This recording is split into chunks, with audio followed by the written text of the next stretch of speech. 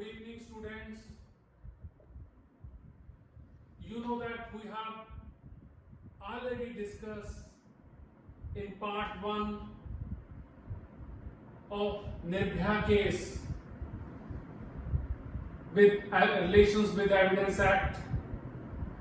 Now in part 2, we will discuss the relevancy of Nirbhaya case in dying declarations. In part 1, we discussed section 7, section 8 regarding motive, and section 9 regarding the relevancy of establishment of identity and test identification spread.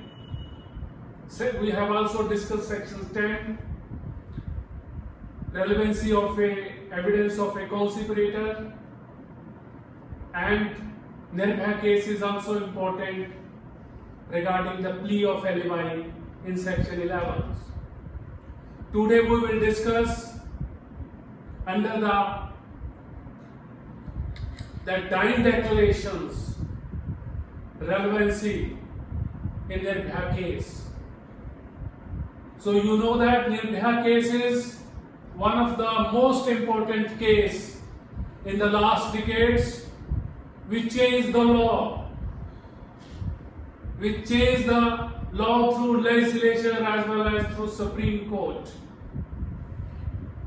So this is the case where after independence 4 men were hanged in one day. So now come to the dying declaration. Dying declaration, you know that under Indian Evidence Act is in section 32 part 1. It is a statement of a person who is dead, is related to the cause of his death or circumstances of the transaction which resulted to cause of his death. So this is the important case under part 1 of 32, which is related to the cause of his death. In Nirbhaya case, there were 3 dying declarations were recorded. First dying declaration was recorded on 16th December, on the same day in night around 11:45 minutes. So that's dying declaration was recorded by Rashmi Ahuja, who was the doctor. She recorded the brief statement in which the Nirbhaya mentioned the facts that she went to the cinema in Saket, and then they come to the bus stop through 3-wheelers, from where they taken the bus, and she gave a brief descriptions regarding the rape. She stated that 2 persons were committed a rape. After that she could not remember, and there are 4 or 5 persons were in the bus. So that statement was a brief statement. After that, on 21st December, the statement was recorded by local SPM Chitrvedi. She gave a brief descriptions in that dying declarations, in which she detailed mentioned regarding the same facts, and also stated that there were 6 persons and all are committed the rape. She mentioned the name of 5 persons in that dying declarations, and also mentioned the name of Bipan,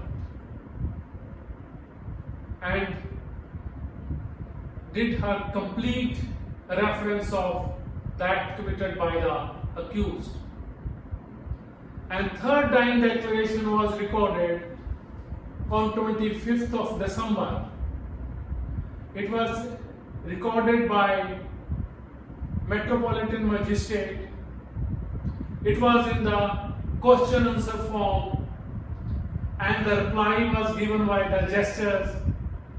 Sometime he written herself regarding the name of the accused. So these are the three dying declarations. The prosecution challenged this. The prosecution proved this, the offense through dying declarations, and accused challenged this through their advocate's main plea regarding these dying declarations. Number one, that she made an improvement in dying declarations. All the dying declarations are inconsistent with each other. Third is that there was a additional names introduced in second and third dying declarations. And in the first dying declaration, she mentioned only 4 to 5 persons, but in second and third dying declaration, she mentioned that persons were 6. And prosecution also, and accused also take a plea that the ingestion of the rod was later on introduced. So similarly, these are the points taken by the defense counsels. So considering all these facts, Supreme Court relied on the case of Babulal, where the authenticity, why the dying declaration is important, what is the principle behind this, is mentioned in his judgment.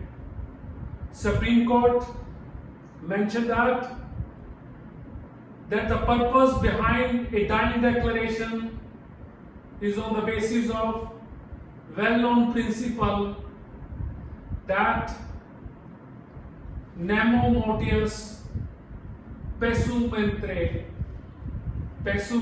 mentre, means the person will not meet his God with the lie in his mouth. Supreme Court also believed that Matthew and Lord said that lie not sits on the lips of a dying person, or a dying person's never tell a lie.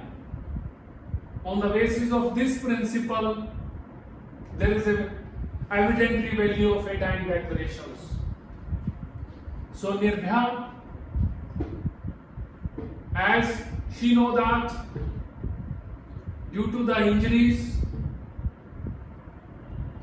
and she admitted to the after Singapore and she was died. So relying on these statements, Supreme Court gave a guidelines in this case. Now write down the guidelines in this case on the dying declarations. Please write down.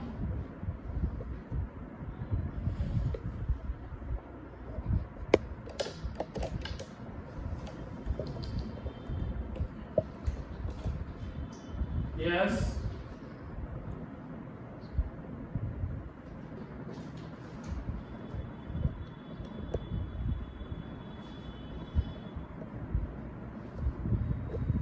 So legal positions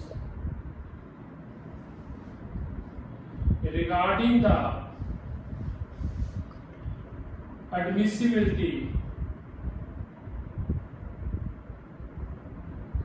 Supreme Court relied upon Atvir Singh, Atvir versus Government of NCT Delhi and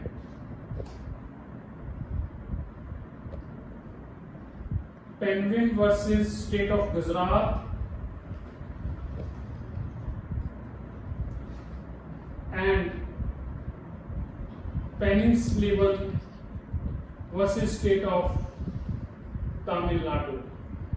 Relied upon three judgment where a number of guidelines are earlier issued and said that number one, dying declarations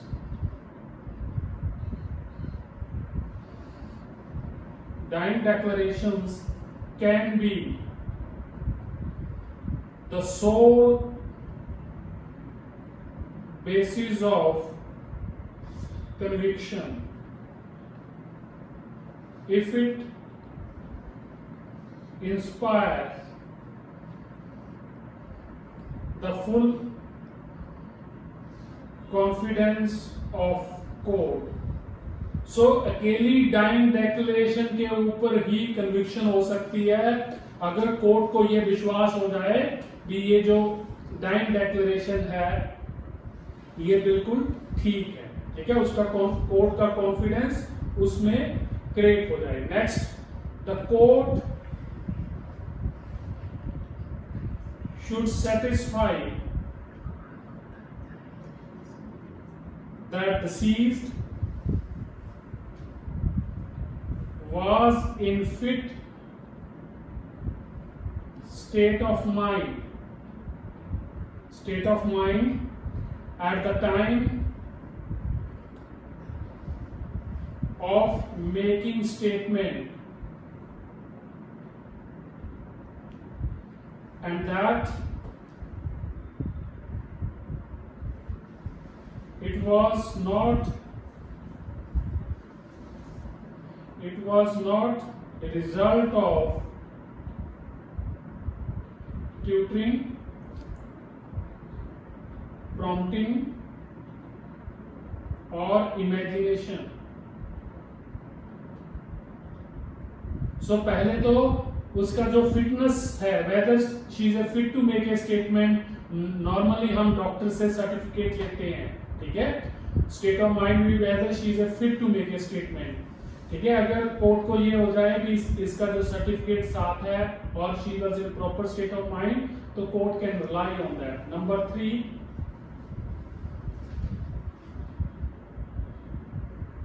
where the court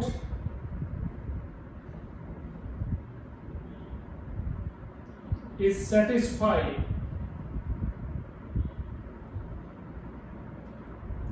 that the declaration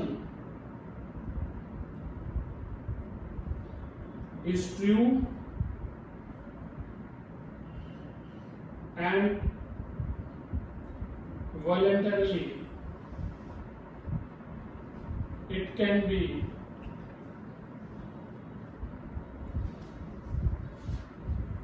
base of conviction without any further corroborations.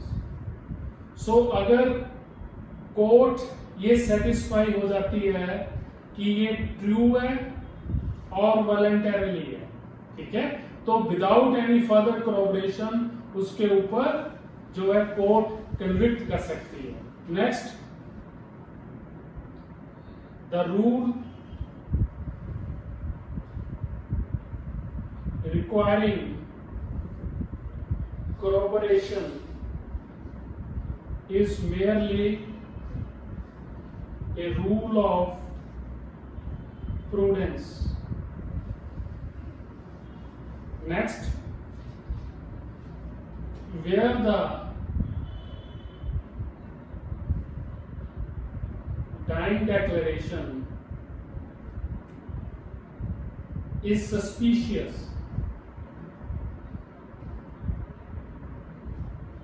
it should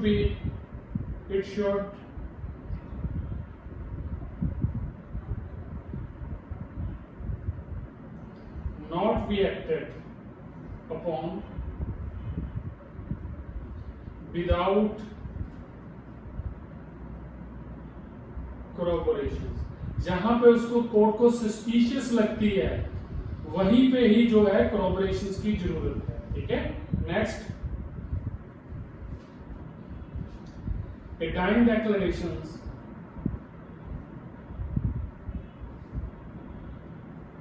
which suffer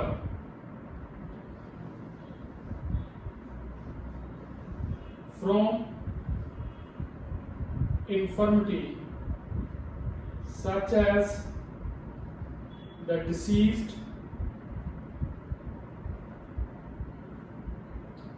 was conscious and could never make basis of conviction. जहां पे court को लगता है कि कोई infirmity है तो उसको फिर कोर्ट बेसिस नहीं बना सकती कन्विक्शन का. A dying declarations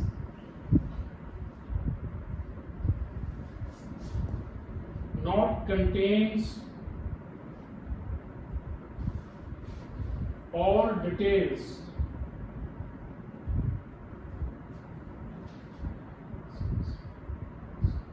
it is not, अगर उसमें ज्यादा डिटेल नहीं है तो उस बेस पे उसको रिजेक्ट नहीं किया जा सकता.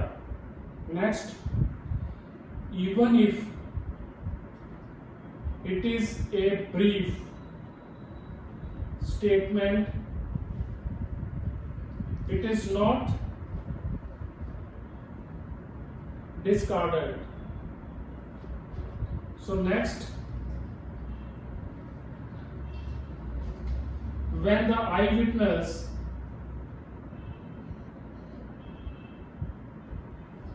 affirms that the deceased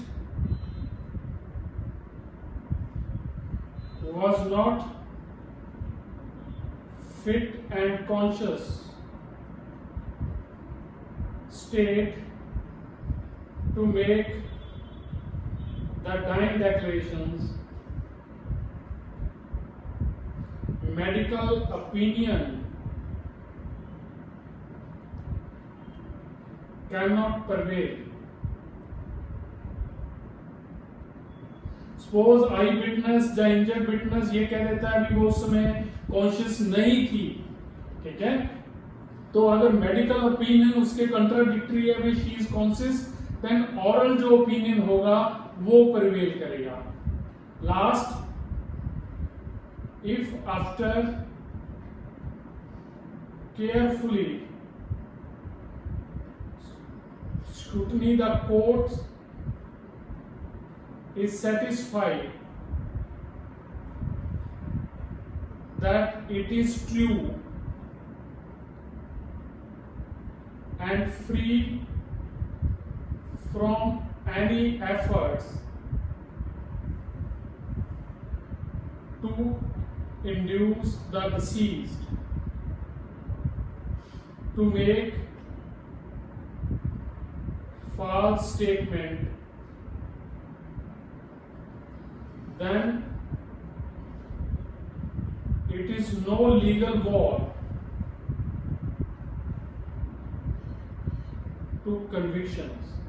ठीक है. So these 10 guidelines were made by the court and so जो प्रिंसिपल है nemo motius praesimuntre mentre means जो डिसीज्ड है, जो इंजर्ड है, ठीक है, उसको ये होता है भी वो परमात्मा के पास जाएगा, झूठ नहीं बोलेगा. ठीक है.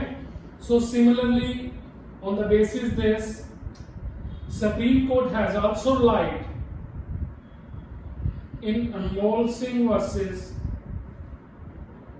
State of Madhya Pradesh 2008, 5 Supreme Court cases, 468. So, in this case, you know that there were 3 dying declarations there is a plurality of a dying declarations. ठीक है. सो सुप्रीम कोर्ट ने इस केस के अंदर रिलाई किया और कहा भी अगर प्लोरिटी हो डाइंग डिक्लेरेशन की, अगर वो आप में उनमें से कंसिस्टेंसी है, ठीक है, कोई मेजर डिफेक्ट नहीं है, कोई इंप्रूवमेंट नहीं है, तो वो जो plurality of a dying declaration कोई अफेक्ट नहीं करती प्रोसिक्यूशन केस को. ठीक है. So whatever mention in this judgment, please write down Anmol Singh versus State of Madhya Pradesh. Supreme Court held it is not a plurality of dying declaration, but liability. Therefore, that add weight to the prosecution's case of a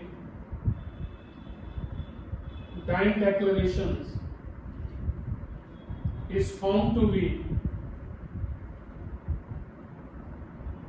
voluntarily reliable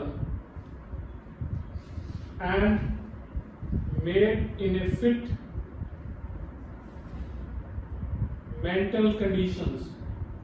So it voluntarily होनी चाहिए, reliable होनी चाहिए और in a fit of a mental conditions.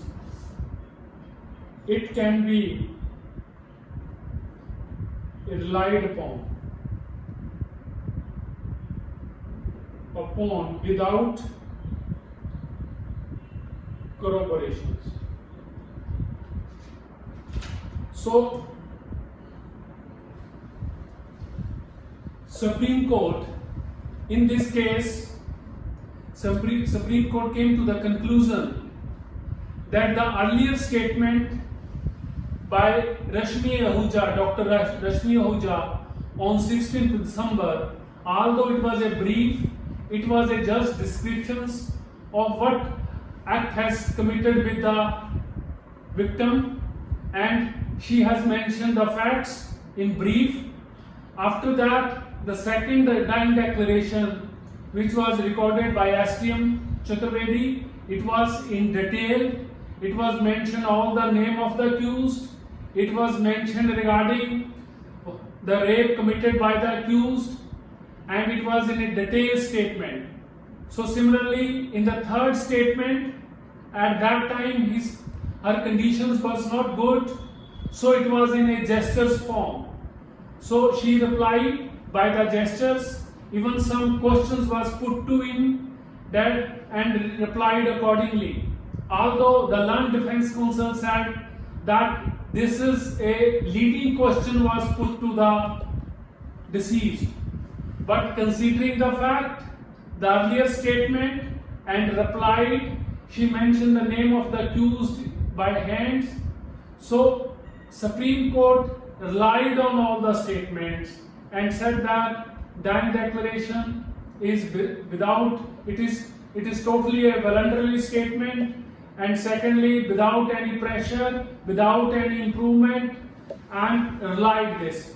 Although the other eyewitness like Arvinder Pratap, his statement is clear, and he was also injured witness.